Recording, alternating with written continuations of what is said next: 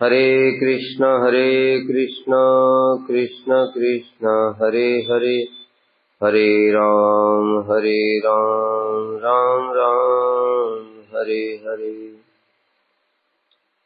श्री बृहद भागवतामृतम हम लोगों ने सुना कि गोप कुमार जी मुक्ति लोक में थे। वहां पर उन्होंने देखा कि शिव जी आए हैं, नंदी बैल भी उनके साथ में, उनके परिकर छत्र चामर इत्यादि लिए हुए हैं और विचित्र वेश है उनका, और उसके अतिरिक्त वो मर्यादाओं को भी तोड़ रहे हैं।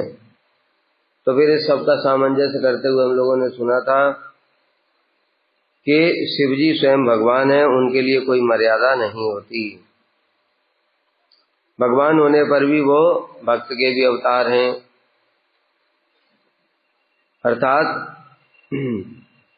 भक्ति का भी प्रचार करते हैं, इसलिए लोग उनको भक्त भी मान लेते हैं। लेकिन तत्वतः जो सदाशिव हैं वो विष्णु तत्व ही हैं। भगवंतम सहस्रास्यम शेष मूर्तिम निज प्रियम नित्यम अर्चयति प्रेमणा दासवत जगदीश्वरः। श्री जीव जगत के ईश्वर होने पर भी दास की भांति नित्य ही अपने प्रिय सहस्रवदन शेष मूर्ति भगवान का प्रेम सहित अर्चन किया करते हैं। भगवान होने पर भी जैसे श्री बलदेव प्रभु हैं, भगवान हैं, किंतु फिर भी उनका अभिमान रहता है मैं कृष्ण का दास हूँ। श्री नित्यानंद प्रभु वो भी भगवान हैं, उनका अभिमान रहता है मैं महाप्रभु का दास हूँ।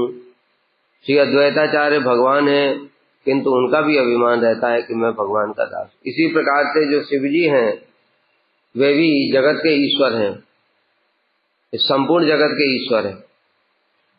संपूर्ण जगत के ईश्वर होने पर भी दास की भांति नित्य, जैसे एक सेवक होता है उस प्रकार से अपने प्रिय सहस्रवदन शेष मूर्ति भगवान का अनंत शेष का नित्य सेवा किया करते हैं। दास की भांति क्यों करते हैं? क्योंकि जगत को भक्ति शिक्षा देने के लिए स्वयं आचरण करके दिखाते हैं किस प्रकार से भगवान की सेवा पूजा करनी चाहिए। तो स्वयं शिव जी नृत्य कीर्तन अर्चन इत्यादि सब कुछ खुद करते हैं और करके अपने अपने आचरण के माध्यम से जगत के जीवों को भी शिक्षा प्रदान करते हैं। शेष मूर्ति की पूजा एकमात्र कारण है वे उनके प्रिय हैं। लीलावस्था उपास्य और उपासक दोनों ही तमोगुण के अधिष्ठाता हैं। उपास्य अर्थात अनंत शेष ये भी तमोगुण के अधिष्ठाता है, और उपासक अर्थात शिव जी वो भी तमोगुण के अधिष्ठाता है।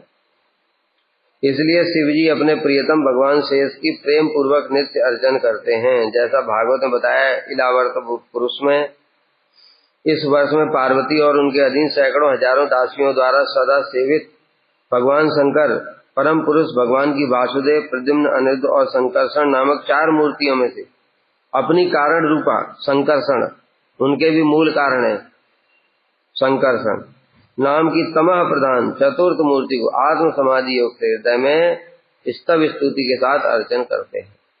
तो यहाँ पर बता रहे हैं स्पष्ट रूप से कि जो शिव जी हैं वो संकर्षण, वासुदेव, संकर्षण, प्रद्युम्न और अनिरुद्ध, इनमें से चतुर्मूर्ति 4 जो संकर्षण हैं चौथी, उनकी पूजा क्रिया करते हैं सब समय। ये संकर्षण तमोगुण के अधिष्ठाता, प्रलयकालीन तमोगुण को प्रेरण करता तथा वस्तुतः तुरीय अर्थात त्रिगुण के अतीत परम शुद्ध चिन्मय मूर्ति हैं। देखो चिन्मय मूर्ति भी कह रहे हैं, फिर तमोगुण के अधिष्ठाता भी कह रहे हैं। इसका मतलब क्या हुआ कि जैसे भगवान सतोगुण के अधिष्ठाता हैं, विष्णु सतोगुण को अंगीकार करके सब कुछ कर रहे हैं, इसी प्रकार से ये शिव जी हैं जगत के रुद्र, वो तमोगुण को अंगीकार करते हैं, लेकिन उस तमोगुण के भी मूल वो संकर्षण देव। और जितने भी फिर तमोगुण से संबंधित जितने भी नीचे इस जगत में अधिष्ठात्र देवता होते हैं उनको वो प्रेरणा प्रदान करते, उनकी प्रेरणा से रुद्र जी प्रलय करते हैं। वो भी अपने मन से कोई कुछ नहीं कर सकता है। जैसे भगवान की प्रेरणा से ही ब्रह्मा जी सृष्टि करते हैं, ऐसा नहीं ब्रह्मा जी अपने मन से कुछ भी करना शुरू कर देंगे। उनके हृदय में भगवान प्रेरणा देते हैं, शक्ति संचार करते हैं, तब वो करते हैं। उसी प्रकार से संकर्षण ये रुद्र को भी प्रेरणा देते हैं, शक्ति संचार करते हैं, तब वो करते हैं फिर इस प्रकार से। इसलिए यहाँ पर कह रहे हैं तमोगुण के प्रेरण करता, जैसे हम लोग सुनते हैं ना, संदिनी के अधिष्ठाता बलदेव प्रभु,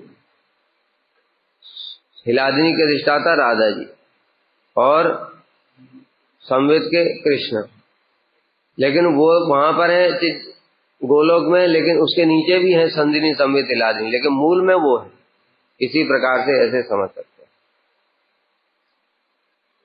अहंकार आवरण के अधिष्ठाता पूज्य संकर्षण से इन संकर्षण की विशेषता है, अर्थात इनके सहस्रमुख सहस्रफण इत्यादि उसी शिव स्तुति में वर्णन। कौन से? जो सहस्र, जिनके सहस्रमुख होते हैं, सहस्र फन होते हैं, इनकी आराधना करते हैं। ये संकर्षण की, ये मूर्ति की आराधना करते हैं। किंतु अहंकार आवरण के अधिष्ठाता संकर्षण प्रद्युम्न क्या होता है? अहंकार आवरण के पूज्य संकर्षण से इन संकर्षण की विशेषता है, अर्थात इनके सहस्रमुख सहस्रफण इत्यादि उसी शिव स्तुति में वर्णित है। किंतु अहंकार आवरण के अधिष्ठाता संकर्षण श्री प्रद्युम्न और अनिरुद्ध आदि की भांति चतुर्भुज हैं। इसके द्वारा संपूर्ण रूप से शिवलोक की महिमा प्रदर्शित होती है। ये उनकी जो संकर्षण की पूजा करते हैं, ये चतुर्भुज वाले, इसलिए शिवलोक की महिमा विशेष है। जो होते हैं ना वासुदेव संकर्षण, द्वितीय चतुर्भुज वैकुंठ वाले, इनको महासंकर्षण भी कहते हैं। ज्ञात्व इमं शिवलोकस्य विशेषम सर्वतो अधिकम प्रमोदम परमं प्राप्तो अपि अपूर्णम हृदयलक्षयम। इस प्रकार में शिवलोक के सबकी तुलना में अधिक और विशेष महत्व को जान करके परम आनंदित हुआ। किंतु तथापि मेरे हृदय में अपूर्णता ही बोध होती थी। अपूर्णता बोध होती थी क्यों? क्योंकि मदन गोपाल की बार बार याद आती, चित्त मदन गोपाल की ओर ही आकर्षित होता था। स्वरूप उनका वही है, इस कारण से अपूर्णता प्रतीत होती है। मदन गोपाल के चरण कमलों के दर्शन की उत्कंठा से आनंद में भी बाधा उत्पन्न हो जाती। अभी मुक्ति लोक में ही है, शिवलोक में नहीं गए। मैं अपने मन की अपूर्णता सुनता लक्ष्य कर विशेष गुण इसे जान पाया। मैं सोच रहा हूँ, गोप कुमार जी सोच रहे हैं कि मेरा मन असंतुष्ट क्यों है। यहाँ तो भगवान है शिव जी, ये तो भगवत तत्व है, उसके बाद भी मेरा मन अपूर्ण क्यों है? तो विचार किया, तब देखा अरे मदन गोपाल की ओर चित्त जा रहा है बार बार। तो हमने पहले ही बताया था, मन ही सुख और दुख का कारण है। मन में अगर कुछ इच्छा चल रही है और वो पूरी नहीं हुई तो फिर दुख होगा ही होगा, चाहे बाकी सारी चीजें मिल जाए, वैसी ही मिल जाए, लेकिन मन में एक अभाव रहता, वो नहीं मिला। ऐसे करके होता है। हमने देखा है, जैसे छोटे बच्चे हों चाहे बड़े लोग भी हों, अगर तुमको कोई बाइक प्रिय है मान लो, और उसकी जगह तुमको बुलेट दे दी जाए उससे बढ़िया, लेकिन मन उसी बाइक की ओर जाएगा जो तुम्हारा जिसपे मन आ गया था। बुलेट अच्छी दे देंगे तो भी अच्छी नहीं लगेगी, क्योंकि तुमको वही पसंद आई। इसलिए मन की ही बात होती है, मन से ही संतुष्टि होती है, मन से ही असंतुष्टि, मन से सुख मन से दुख होता है। तो इनके मन में सब समय गोपाल जी की चिंता रहती है मंत्र जप के प्रभाव से। इस कारण से अन्य अन्य भगवत तत्वों के दर्शन करने पर भी मन में संतुष्टि नहीं होती। तद निदानम अनासाध्य सद्यो अज्ञासिस मामृशन श्रीमद गुरु प्रसादात आप्त वस्तु सेवा प्रभावतः। पहले तो समझ में नहीं आया मन क्यों संतुष्ट है भगवान के सामने होकर भी, फिर चिंता करके हरि नाम करने लगे, गोपाल मंत्र जप करने लगे। गुरु जी का स्मरण किया, गुरु जी मुझे समझ नहीं आ रहा मन असंतुष्ट क्यों है। गुरु जी ने प्रेरणा दे दी और मंत्र भी कृपा करके वो भी बता रहे हैं, अरे तू गोपाल की पूजा कर रहा है इसलिए तेरा मन असंतुष्ट है। गोपाल, मदन गोपाल की चिंता है और मदन गोपाल के दर्शन करने की इच्छा है, इसलिए मन असंतुष्ट। विचार करते करते गुरु जी की कृपा से यही तरीका होता है। हम कहीं भी कुछ समझ नहीं पाते परमार्थिक, जागतिक नहीं। परमार्थिक अगर कुछ चिंता रहती है और उस विषय में चिंता करते करते हरि नाम करते हैं, मंत्र जप करते हैं, गुरु जी की सेवा करते हैं, उनका स्मरण करते हैं, तो धीरे धीरे वो हमारे हृदय में प्रकाशित कर देते गुरु। ऐसे प्रकाशित कर देते, जो प्रकाशित नहीं कर सकते वो गुरु नहीं है। अभी बद्ध जीव को किसी ने गुरु बना लिया तो प्रकाशित भी नहीं होगा, और फिर वो सोचेगा प्रकाशित क्यों नहीं हो रहा है। बड़ी समस्या इसलिए, हमारे अंदर भी दोष हो सकता है, हमारे अपराध बहुत है तो भी प्रकाशित नहीं होगा। अब ऐसे में कोई सोच ले कि मेरे गुरु ठीक नहीं है तो वो भी गड़बड़ है। इसलिए इन सब बातों को समझना बड़ा मुश्किल है। अपने अपने भाग्य के सारे सब कुछ छोड़ दो, क्या करोगे? है चैत्य गुरु प्रेरणा कैसे देंगे? तो वो प्रेरणा देंगे तो फिर गुरु जी भी प्रेरणा दे देंगे। वो तो अपराध इतने ज्यादा है, चैत्य गुरु कैसे प्रेरणा दे बताओ? काम ही नहीं करेगा मंत्र। और धैर्य तो हमारे अंदर में है नहीं। जब तक अपराध दूर नहीं होंगे तब तक मंत्र श्रद्धा पूर्वक जपते रहना पड़ेगा, तब अपराध दूर होंगे, तब चैत्य गुरु प्रेरणा दे देंगे। अगर गुरु बद्ध जीव है तो भी चैत्य गुरु प्रेरणा दे देंगे। लेकिन समस्या ये है कि अगर तुम्हारे भी अपराध बहुत है तो अब क्या करेंगे? तो चैत्य गुरु भी प्रेरणा नहीं देंगे तो तुम्हें मंत्र में ही संदेह हो सकता है। इसलिए बहुत सारे विचार हैं, इसमें से किसी एक निष्कर्ष पर नहीं पहुंचा जा सकता। सबके साथ अलग अलग नियम होते, लेकिन यहाँ ऐसी कोई समस्या है नहीं। गोप कुमार जी के साथ में उनका कोई अपराध तो है ही नहीं, वो तो बड़ी उन्नत अवस्था में मुक्ति तक तो पहुंच ही गए। अब उसके बाद बच्चे जगत में ही जाना है, तो इसलिए उनको गुरु जी प्रेरणा दे रहे हैं कृपा करके, और मंत्र प्रभु भी कृपा कर रहे हैं। इसलिए उनको समझ में आ गया क्या, दशाक्षर मंत्र और गुरु जी की कृपा से। दशाक्षर मंत्र से भी गुरु की कृपा महत्वपूर्ण ज्यादा है।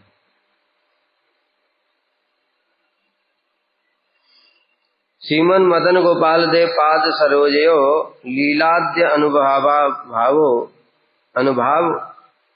अभावो मामयम बाधते किल। श्री मदन गोपाल के चरण कमलों संबंधित लीलादि का अनुभव न कर पाने के कारण, तो मदन गोपाल का दर्शन नहीं हो रहा, उनकी लीला का दर्शन कहाँ से होगा? पहले तो गोपाल का दर्शन होगा ना। तो उनका दर्शन न होने के कारण ही मेरा मन अतृप्त जैसा लक्षित हो रहा है। इसलिए आनंद नहीं हो रहा, मन में उल्लास नहीं हो रहा है। शिव जी सामने खड़े हैं, अपने परिकर भी सब दिव्य, उनका वैभव ऐश्वर्य सब कुछ दिखाई दे रहा है, लेकिन होने पर भी मन में कुछ अभाव है। यद्यपि कृष्ण और श्री शिव में अभेद है तत्वगत, किंतु मदन गोपाल की माधुरी अनुभव न कर पाने कारण मेरा मन अतृप्त जैसा लक्ष्य हो रहा था। कृष्ण की जो माधुरी है वो बड़ी विशेष है, और इनका स्वरूप भी उसका ही है ना, इसलिए स्वरूप के अनुसार वो बार बार चित्त उधर ही खींच रहा है। और जब तक वहां नहीं पहुंच जाएंगे तब तक उसी प्रकार का रहेगा। आदि शब्द से सौंदर्य, माधुर्य, कारुण्य इत्यादि गुणों को समझना होगा। विशेषतः उनकी लीलाओं के अनुभव का अभाव ही मेरे लिए पीड़ादायक हुआ।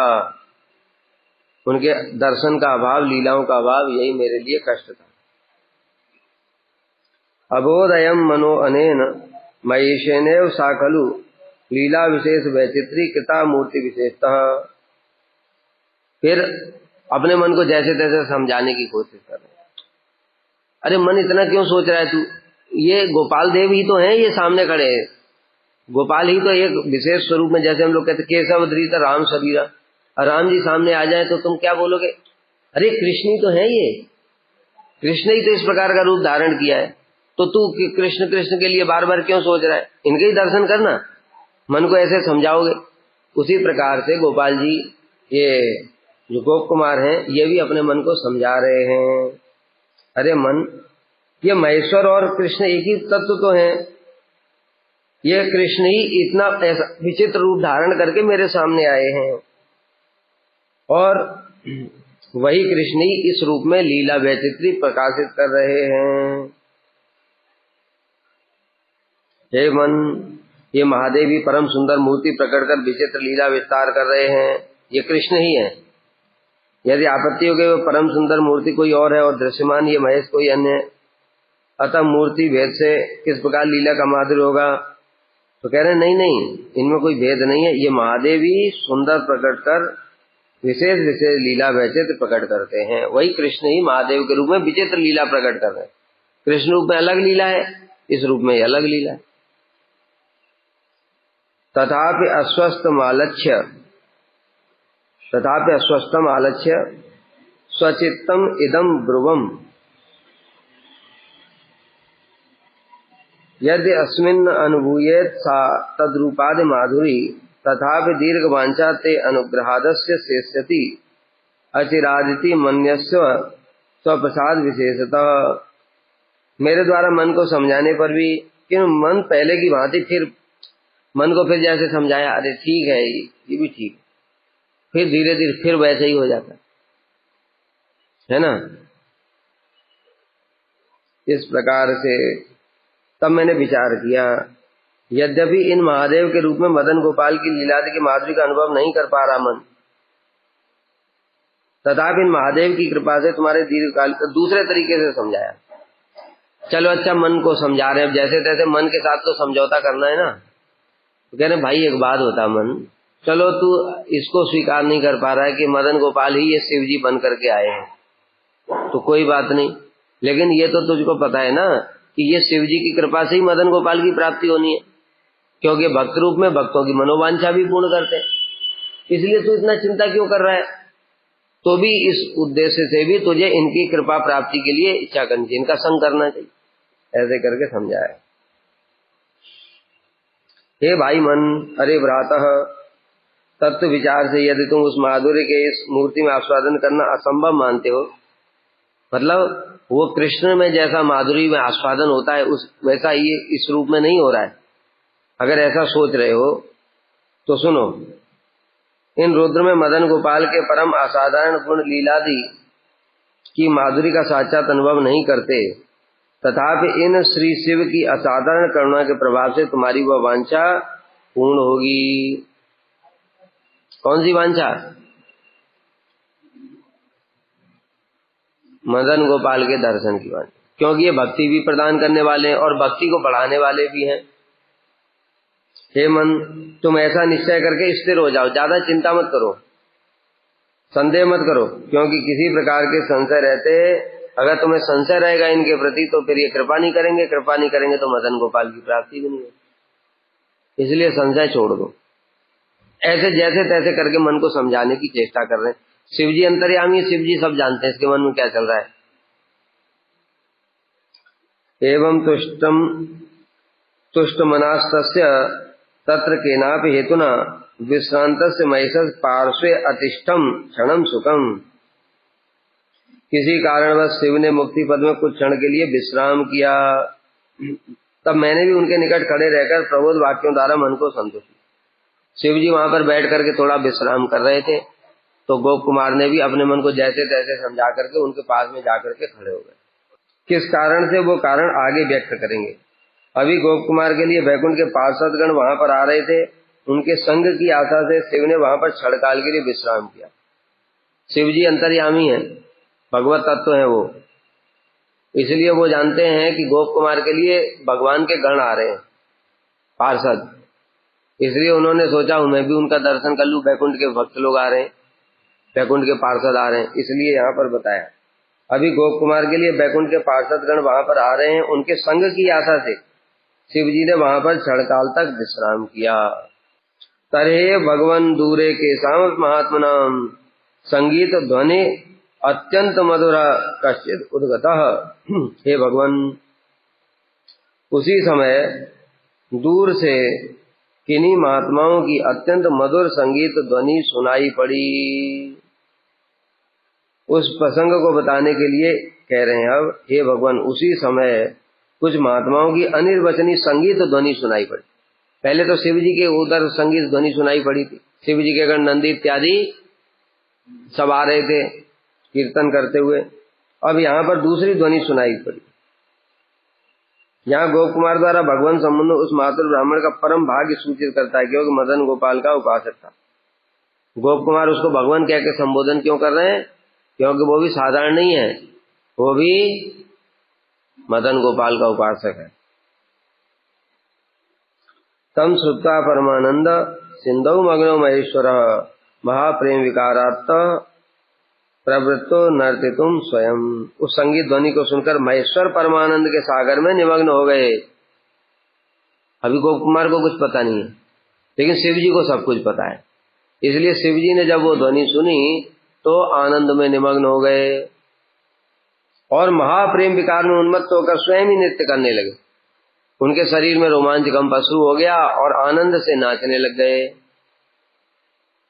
पतिव्रतोत्तम सातु देवी नंद्यादि भी सह प्रभुम उत्साह यामास वाद्य संकीर्तनादि भी। पतिव्रता शिरोमणि पार्वती देवी भी नंदी आदि गणों के साथ वाद्य संकीर्तन द्वारा प्रभु का उत्साह वर्धन करने लगे। और जब प्रभु नृत्य कर रहे हैं तो भक्त लोग क्या करेंगे? उनके आनंद को वर्धन करेंगे, उनकी सेवा करेंगे। जैसे महाप्रभु नृत्य करते हैं तो भक्त लोग श्रीवास पंडित जी, नित्यानंद प्रभु, गदाधर पंडित, अद्वैताचार्य जी सब लोग संकीर्तन करते हैं। ऐसा संकीर्तन करते, कोई कांसर बजा रहा है, कोई करताल बजा रहा है, कोई हरि बोल कर रहा है, जिससे प्रभु का आनंद और बढ़े। इस प्रकार से सेवा करते हैं। उसी प्रकार से जब शिवजी नृत्य करने लगे तो पार्वती देवी ने सोचा, अरे प्रभु नृत्य कर रहे हैं, मैं क्या करूं? वो भी बढ़िया बढ़िया कीर्तन करने लगी, बजाने लगी। नंदी भी देखने लगे, उन्होंने भी झंप ले लिया, हरि बोल हरि बोल। इस प्रकार से प्रभु जो कुछ भी करते हैं लीला, उसमें परिकर लोग सहायता करते हैं। जैसी लीला करते वैसे ही सहायता करते। यही परिकरों का काम होता है। हम लोग भी ये सब सीख गए तो बस सिद्धि हो जाएगी। मतलब जो गुरु वैष्णव जिस मूड में है उसी मूड में तुरंत अपने आप को चेंज होना पड़ेगा। और हम लोग क्या है कि ये हमारी मन की बात को समझते नहीं, हम सब समय इनके मन के हिसाब से चले, हम उनको अपने हिसाब से चलाना चाहते हैं। ये बड़ी समस्या है। हाँ, अपने उस ईश्वर को उस प्रकार से अधीर होते देख करके, अधीर मतलब पार्वती देवी समझ गई, आनंद हो रहा है इनको हृदय में। पार्वती ने भी कोई ईर्ष्या प्रकाशित नहीं की। ईर्ष्या क्यों प्रकाशित करेंगी? वो तो उनकी सेविका है। अभी तो पति की गोद में बैठी रहकर ही शिव का अनुसरण किया। अनुसरण मतलब शिव जी जिस भाव में थे उनको ही उसी भाव को वर्धन किया। वाद्य संकीर्तन इत्यादि द्वारा उनका उत्साह वर्धन करने लगे। खुद भी गाने लगी, कुछ बजा भी रही होंगे, वो तो क्या है वाद्य यंत्र उनके पास में, क्योंकि वो पतिव्रताओं में श्रेष्ठ है। पतिव्रताओं में श्रेष्ठ होने का मतलब है कि सब समय पति की इच्छा में अपनी इच्छा मिलाने वाले। वहां सभी ऐसे ही हैं, वो सब नंदी इत्यादि भी ऐसे ही हैं। जैसा शिव जी कहेंगे वैसा ही करेंगे, जैसा शिव जी सोचेंगे वैसा करेंगे। सद्य एवागतान तत्राद्राक्षम चारु चतुर्भुजान श्रीमद कैशोर सौंदर्य माधुर्य विभव वाचितान। उस समय मैंने तुरंत ही वहां पर देखा, विचित्र चीज देखी। मनोहर चार भुजाओं वाले कैशोर अवस्था के सौंदर्य और माधुर्य से युक्त कुछ पुरुष स्थान पर आ गए। वैकुंठ के पार्षद आ गए, चतुर्भुज पार्षद। वैकुंठ के चतुर्भुज पार्षदों का दिव्य स्वरूप होता है, अत्यंत मनोहर, शिवजी से भी सुंदर लगने वाले, और किशोर अवस्था रहती है उनकी। वे महात्मा गण शिव जी के निकट आ गए। वे परम मनोहर चार भुजाओं से युक्त थे। परम मनोहर क्यों बोला? क्योंकि शिव जी के गणों में भी किसी किसी की चार भुजाएं थी, लेकिन ये जितने सुंदर थे उतने ये लोग नहीं थे। शिव जी के गण, वैकुंठ के गण जितने सुंदर थे पार्षद, उतने सुंदर शिव जी के गण नहीं थे, चार भुजा होने पर भी। इसलिए वामन पुराण में वैकुंठ पार्षदों की विशेषता वर्णन हुई है। वे किशोर अवस्था के सौंदर्य और माधुर्य से युक्त और विपुल वैभव। विपुल वैभव मतलब ये समझ लो कि वो नारायण के समान ही होते। उनको किसी चीज में नारायण से कम मत समझो। हमारे लिए तो वो नारायण ही है। हाँ, जब नारायण स्वयं होंगे तब वो उनकी सेवा करेंगे, लेकिन हमारे लिए वो नारायण से अभिन्न है। वो नारायण के समान ही सब कुछ उनका होता है।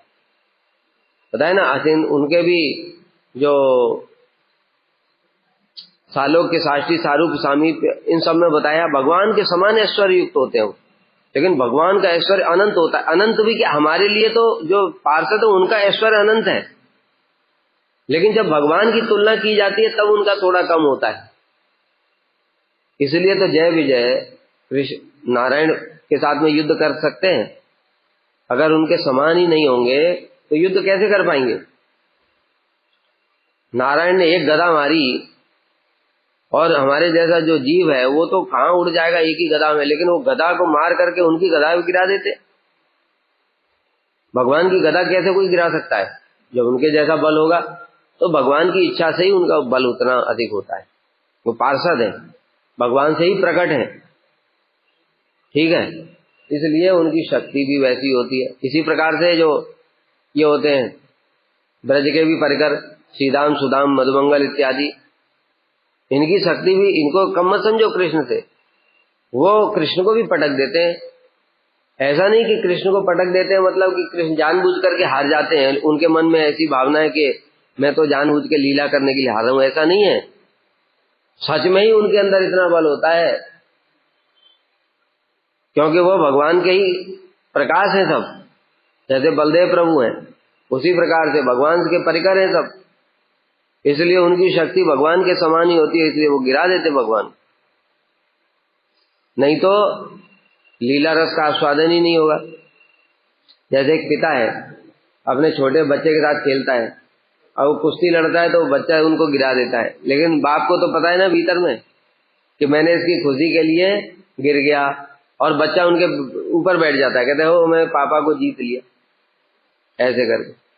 तो पापा को आनंद हो रहा है क्यों? बच्चे के आनंद से, लेकिन वास्तविक आनंद नहीं है। लेकिन वहां पर सख्य रस का, इसमें सख्य रस नहीं है, किंतु ये वात्सल्य रस है, पिता वात्सल्य रस का आस्वादन कर रहा है। लेकिन सख्य रस तब होगा जब सच में सखा गिरा देगा, सब होगा। तो इसलिए उनकी शक्ति भी कृष्ण के समान ही होती है। ऐसे ही वैकुंठ के पार्षदों की शक्ति भी नारायण के समान ही होती है। क्यों नहीं उठा सकता? और लीला तो कृष्ण करेंगे ना, रासलीला कृष्ण करेंगे कि सखा करेगा? उनकी सखाओं की काम है उनकी लीलाओं में सहायता करना, इसलिए तो परिकर प्रकट किए। सब कृष्ण की सेवा करते, कृष्ण की सेवा के लिए वो परिकर है। यही तो हमें और उनमें अंतर है। हम अपने भोग के लिए हैं, इसलिए हम फंसे हुए हैं। जब सेवोन्मुख हो जाएंगे, मतलब सब प्रकार से कृष्ण की सेवा, तब फिर वो करेंगे। गोवर्धन क्या है उनके लिए? वो कुछ भी कर सकते हैं। बस एक ही अंतर होता है कि अंगान यस्य सकलेन्द्रिय वृत्तिमंती पश्यन्ते पान्ति कलयम चेरन्ति जगत। उनके समस्त अंग समस्त दूसरे अंगों का कार्य नहीं करते, भगवान के करते हैं। ये भगवान की इच्छा से ही है, ये भी भगवान की इच्छा से ही है। नहीं तो उनको वो भी दे सकते थे, लेकिन उनमें वो भगवान ने नहीं दिया। अब रूप माधुरी, प्रेम माधुरी, लीला माधुरी, वेणु, ये तो कृष्ण ही बजाएंगे ना तब, तो इसलिए उनका है वैशिष्ट। मैंने देखा मनोहर चार भुजा वाले कैशोर अवस्था के सौंदर्य और माधुर्य से युक्त कुछ पुरुष उस स्थान पर आ गए, और सब समय किशोर अवस्था रहती उनकी।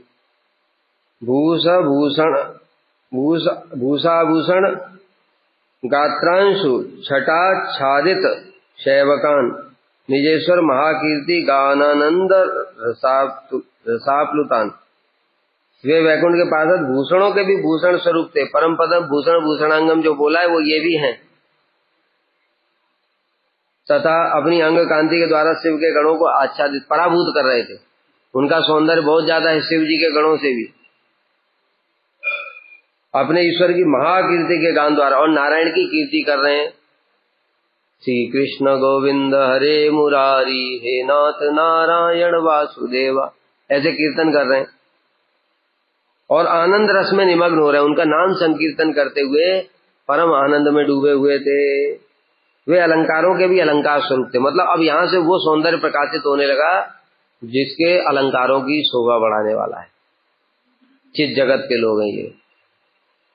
शिवजी भी सदा शिव रहते हैं, मुक्ति लोक के ऊपर भाग में रहते हैं, लेकिन अभी वो चित जगत शुरू नहीं हुआ। अब यहां से चित जगत शुरू हो गया। अभी सदाशिव लोग भी चिन्मय है, उसको जड़ मत समझो, ठीक है। लेकिन वैसे बताया था ना कि जैसे शिव जी का तत्व है कि वो तीन तत्व मिल करके उस प्रकार का, वो चिन्मय नहीं है, निर्गुण है, लेकिन उस प्रकार का निर्गुणत्व तो नहीं है उसमें। अब कैसा है ये भेद हम नहीं समझ सकते। उनकी अंग कांति शिव भक्तों को पराभूत कर रही थी और वो वैकुंठ नाथ की महाकीर्ति का गान आनंद में निमग्न थे। वैकुंठ नारायण की श्रीमन नारायण नारायण हरि हरि।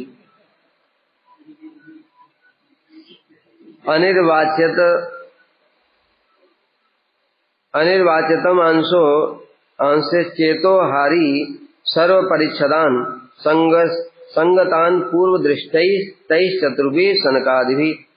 और एक बड़ी विशेष बात थी, वचन के द्वारा वर्णन करना उनका संभव ही नहीं।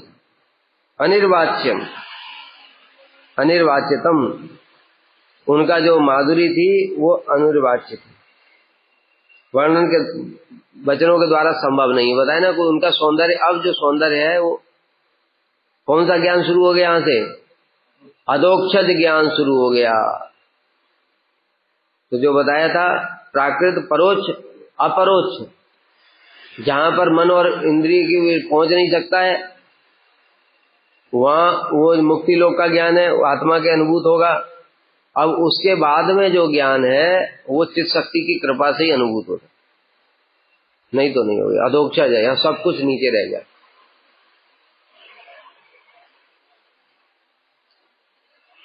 और तपोलोक में दृश्य सनकादि 4 भाई भी इनके साथ थे। बड़ी आश्चर्य की बात ये थी कि ये चतुर्सेन भी इनके साथ में थे। और चतुर्सेन वैकुंठ में क्या कर रहे थे? वो तो तपोलोक में रहते हैं। ये बड़ा प्रश्न है। उनके वस्त्र अलंकार भी मनोहर थे। और पूर्व में तपोलोक में जिनके दर्शन हुए थे वे 4 भाई भी उनके साथ थे। यद्यपि वे नित्य तपोलोक में वास करते हैं, किंतु भगवान के अवतार होने के कारण ब्रह्मलोक वासियों की तुलना में कम नहीं है। ब्रह्मलोक मतलब ये मुक्ति लोक, ठीक है, वो भगवान के अवतार हैं। चतुर्सेन 24 अवतारों भगवान के चतुर्सेन का भी वर्णन हुआ है। सत्यावेशा अवतार है, तो इसलिए सत्यावेशार होने पर भी उस लोक में वास करते हैं, तपोलोक में। क्यों वास करते बताएंगे। तद दर्शन स्वभावोत्थ प्रहर्षाकृष्ट मानस नाज्ञाशिषम किमपि अंतर बहिश्च अन्य निज प्रियम। उनके दर्शन से स्वाभाविक फल से उदित जो प्रेम था उसी से मेरा मन ऐसा आकृष्ट हो गया कि उस समय अंदर या बाहर में किसी अन्य प्रिय विषय को जान ही नहीं पाया। अब ये जो चतुर्सेन थे, वैकुंठ के पार्षद थे, इनको देख करके हृदय में इतना आनंद हुआ कि वो जो उनके अंदर वो जो अभाव हो रहा था वो भूल ही गए। इसलिए कह रहे हैं कि अंदर बाहर में जो कुछ था वो मुझे पता ही नहीं चला, वो भूल गए, अपने आप को ही भूल गए। इतना सुंदर, इतना मनोहर, अंदर बाहर अपना पराया, किसी अन्य विषय को जान ही नहीं पाया। इसका कारण था उनके दर्शन के स्वभाव से उदित जो प्रचुर आनंद था, उससे मेरा मन आकृष्ट हो गया। क्षणा स्वस्थो अप्यहो तेषाम दासत्वमपि चेतसा नाशकम याचितुम भीत्या लज्जया च सुदुर्घटम। थोड़ी देर बाद मैंने स्वाभाविक अवस्था को प्राप्त किया। पहले तो थोड़ी देर तक खोए देखते ही रह गए, ऐसे कर। फिर उसके बाद में थोड़ा स्वस्थ हुआ मैं, मतलब भय स्फूर्ति हुई। उसके बाद में भय और लज्जावस्था में उनके दास रूप दुर्घट वस्तु हुई। अब उनके मन में याद है इनका चरणों का दास बन जाऊं मैं, इतने सुंदर हैं ये, इतना वैभव आकर्षक मनोहर। क्योंकि बताए ना वैकुंठ के पास नारायण जैसे ही है, तो नारायण का जैसा उनका लगेगा उनको, ठीक है ना। जब वो उनका वैभव भी ऐसे ही होता है। जो ये गर्ग संहिता में वर्णन है कि जब कुरुक्षेत्र में राधा जी गई थी तो सत्यभामा देवी को अपने सौंदर्य का बड़ा अभिमान था, तो सोचती थी राधा जी कैसी सुंदर होंगी, मैं भी देखूंगी। तो उनसे मिलने के लिए गई, तो उनके एक कोई सखी आई, उस अपने से सुंदर वो सखी को देख करके सत्यभामा देवी ने उनको ही राधा जी समझ करके प्रणाम किया। तो कह रहे अरे अरे ये क्या कर, मैं तो उनकी दासी हूं। इसी प्रकार से बैकुंठ में जाते ना, तो जब ये गोप कुमार गए थे, तो गोप कुमार गए थे, कौन गए थे, तो उनके पार्षदों को देखकर ही नारायण समझ करके उनको साष्टांग प्रणाम किया। तो उन्होंने कहा अरे भगवान तो भीतर है, हम तो उनके पार्षद हैं। वैसे ही होते हैं। इस कारण से उनके ही दास की मैं इच्छा करने लगा। दुर्गुण मतलब देखते ही उनके मन में आया कि यार इनका दास बन जाऊं किसी प्रकार से। भय और लज्जा अवस्था है। भय और लज्जा क्यों है बताएंगे। भय और लज्जावस्था, यदि कहो अभीष्ट वस्तु की प्रार्थना में भय और लज्जा का क्या कारण है, कहते सुदुर्घट परम दुर्लभ वस्तु की प्रार्थना या परम उच्च पद की प्रार्थना में अयोग्यता के कारण अपराधवस्था लज्जा और भय उत्पन्न होता है। जैसे मान लो कोई व्यक्ति है, वो डीएम के पास में मिलने के लिए गया है, अब वो भीतर जाने में संकोच करता है, इसलिए उनके क्या कहते हैं, अब वो जाकर के कह सकता है कि तुम मुझे गले से लगा लो। जैसे पहले जो ये थे कौन, द्रोणाचार्य जी पहले इनके मित्र थे, किनके, द्रौपद के। तो जब मित्र थे तो जब इनको एक आवश्यकता पड़ी तो मित्र समझ करके पहुंच गए थे, इनको कुछ भय और लज्जा नहीं हुई। लेकिन वो ऐसे सोचे मैं तो राजा हूं, तो उसने इनका अपमान कर दिया। तभी तो फिर इन्होंने क्षत्रियों को विद्या देना शुरू किया था। लेकिन दूसरी ओर सुदामा को देखो, सुदामा के मित्र थे कृष्ण, अब वो द्वारकाधीश है, अब इनके अंदर में मिलने में कैसा हो रहा है, अरे द्वारकाधीश से मिलूं कैसे, कैसे कहूं मैं इनको, तो उनको भय और लज्जा हो रही है। कृष्ण उनको पकड़ करके ले गए, लेकर अपने सिंहासन पर बिठा रहे, उनके सिंहासन पर जब बिठा रहे उनको कैसा लग रहा है, नहीं नहीं मेरी योग्यता नहीं। तो योग्यता का जहां अभाव ऐसा सूचित होता है अपनी योग्यता का, वहां पर भय और लज्जा उत्पन्न होती है। तो इसलिए गोप कुमार के मन में भी ये अयोग्यता के कारण कि मेरा तो अधिकार ही नहीं है, कहीं अपराध ना हो जाए मुझसे, ऐसे पूछ भी लूं तो कहीं मेरा अपराध ना हो जाए, इसलिए भय और लज्जा संकोच भी कर रहे हैं। नीच जनों में बताया ना, नीच जनों में मतलब जिसके अंदर अपना हीनता का भाव है, उसके अंदर ही भय और लज्जा होगी, और द्रोणाचार्य के अंदर नहीं थी। वो सोच रहे हैं कि वो तो मित्र है मेरा, तो मित्र समझ करके चले गए, उसने अपमान कर दिया। लेकिन सुदामा के अंदर है, क्योंकि सुदामा अपने आप को दीनहीन समझते, अरे मैं कहाँ गरीब ब्राह्मण और कहाँ वो द्वारकाधीश, कैसे मिलने के लिए जाऊं। पहले ही नहीं जा रहे थे मिलने के लिए, वो पत्नी ने बार बार बोल बोल करके भेजा था। वो बार बार कहती थी अरे तुम्हारे मित्र है ना, मित्र से हैं तो मिलने के लिए ही चले जाओ, कुछ मांगना नहीं। तो कहते नहीं नहीं मांगूंगा नहीं। कहा ठीक है मांगना मत, तुम चले जाओ ऐसे। वो तो भगवान भी ये सब जानते, जैसे तैसे करके पत्नी ने भेजा था, किंतु वहां पहुंचकर भी उनको भय और लज्जा हुई थी। और फिर दूसरी बार जब, तब भी देखो लज्जा हुई, जब कृष्ण कह रहे मेरे लिए कुछ लाए हो, अभी भी लज्जा हो रही है, अरे कहाँ है द्वारकाधीश और कहाँ पे वो सूखे चावल टूटे फूटे, मतलब वो 2-4 घरों से मांग करके। वो जब भिक्षा के चावल कैसे होते हैं, किसी ने उसमें काला घुन पड़ा हुआ है, किसी के कंकड़ पड़े हुए हैं, किसी का बड़ा चावल है, किसी का छोटा चावल है, इसमें कैसे दूं। तो इसलिए भय और लज्जा हुई। ऐसा ही लालसा नूनम कृपणम माम बाधत संभाषे रण्य में कि माम शिव से कृपया सकृत। पार्षदों के दास्य को प्राप्त करने की लालसा बड़ी दुर्घट है, ये बात जानते हो। इनका मैं दास कैसे हो सकता हूं, ये तो संभव ही नहीं है ना। इस जगत में भी देखते हैं हम, कोई ऐसा बड़ा पद है तो हम सोचते हैं कि यहां तक हम नहीं पहुंच सकते, नहीं, ये प्राप्त नहीं कर सकते। इसलिए मन ही मन प्रार्थना भी नहीं कर पाने के कारण मेरे चित्त में बड़ी दीनता हुई। धिक्कार है हमारे जीवन। जैसे बताए ना, जब हम लोगों को अपना भजन करते करते थोड़ा बहुत भजन की उपलब्धि होती ना, तब अपने अंदर के जो काम क्रोध मोह लोभ जब दिखना शुरू हो जाते हैं, तब हम अंदर में ये भावना होती है कि मैं भगवान का दास बनूं, ये तो मेरे लिए संभव ही नहीं है। तब दीनता उत्पन्न होती, तब प्रार्थना निकलती है। वो प्रार्थना सुनेंगे भगवान। अभी हमको अपने काम क्रोध मोह लोभ किसी की उपलब्धि ही नहीं है, अपनी दीनता ही नहीं है, वास्तविक दीनता। ऊपर से तो दीनता बोलते हैं, फिर मन में फिर अभिमान आ जाता है, मैं ये शास्त्र जानता हूं, मैं ये कथा कर लेता हूं, मेरे ये है वो है, मैं तो इतना हरि नाम कर रहा हूं। तो इसलिए दोनों दीनता कपटता एक साथ नहीं चलेगी। जब स्वाभाविक दीनता आ जाएगी तब हम करेंगे मत समूह नास्ते पापात्मा ना अपराधी चकस्तन परिहारे लज्जा में के मृगे पुरुषोत्तम। प्रभु मैं क्या बोलूं, आपका दास पद के लिए प्रार्थना कैसे करूं। अरे मेरे जैसा नीच पापी वो इस जगत में भी किसी भक्तों के दास बनने के भी योग्य नहीं है, तो फिर आपका दास कैसे बन सकता हूं। ऐसे करके गोप कुमार के मन में ये भावना उत्पन्न हुई। फिर उस दास को प्राप्त करने की लालसा भी बढ़ गई, लेकिन लोभ भी है। जैसे बताए ना कि अभी साधक भजन कर रहा है तो ये दीनता तो उत्पन्न होगी। तो एक भक्त ऐसे प्रार्थना करते हैं कि जब मैंने अपने इनको देखा, अपने काम क्रोध मोह लोभ अनर्थों को देखा, तो मेरे अंदर में ये भावना हुई, नहीं मैं भगवान की कृपा का कभी पात्र नहीं बन। लेकिन फिर देखा कि भगवान बड़े करुण भी हैं, कर तुम अगर तुम, अर्थात असंभव को भी संभव करने वाले बड़े करुण हैं। तो ये सुनकर के थोड़ा हृदय में एक इच्छा भी उत्पन्न हुई कि शायद प्राप्त हो जाए। समझ गए? इस प्रकार से दोनों भावना उत्पन्न होती है भक्त के हृदय में। जो भक्त क्या मतलब जो साधन भजन कर रहे हैं। तो इस प्रकार से ये भावना कि ये मुझे प्राप्त हो जाए, ये मेरे चित्त को और भी उत्पीड़ित करने लगी। उस समय मैंने सोचा, अब सोच रहे क्या मुझे मिल सकता है इनका दास्य भाव, क्या उपाय है? तब याद आया, अरे शिव जी की कृपा से होता ही। अभी सुना था ना उन्होंने, शिव जी की कृपा से भक्ति प्राप्त हो जाती है। शिव जी सामने ही खड़े थे, तो इसलिए उनके मन में आ गया, क्या शिव जी की कृपा से क्या एक बार मेरे साथ बातचीत करेंगे? बताए ना, जैसे प्रधानमंत्री मोदी आ जाए और हम बाहर लाइन में खड़े हैं, हजारों हजारों लोग हैं।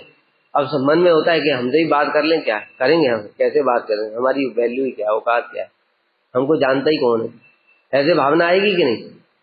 उसी प्रकार से जब प्रधानमंत्री के प्रति ऐसी भावना है, तो ये तो वैकुंठ के पार्षद हैं। सोचो मैं मन ही मन उनके दास की प्रार्थना नहीं कर पाने के कारण बड़ा दुखी हो गया। फिर भी लालसा भी है कि कम से कम बात ही कर लें किसी प्रकार से, एक बार बात हो जाए, एक बार बातचीत हो जाए। तो फिर सोचने लगे शिव जी है, शिव जी की कृपा से संभव है। तो ये चतुर्भुज महापुरुष क्या एक बार भी मेरे साथ बातचीत करेंगे? इस प्रकार से सोचने लगे।